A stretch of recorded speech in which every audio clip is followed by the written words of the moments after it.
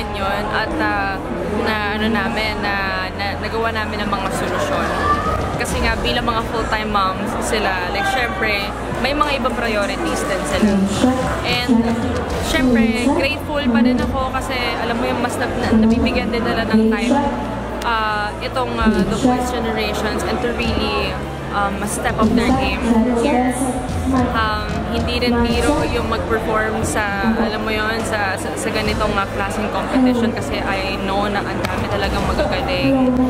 But, it felt different this time, in a good sense, you know what I mean? Kasi, madalas sila nakikita na, alam mo yun, like, rock and roll, okay? Pero ito, this time, yung essence ng pagiging woman, pagiging ina, naiparamdam naman nila sa amin, mga coaches, and here, sa studio.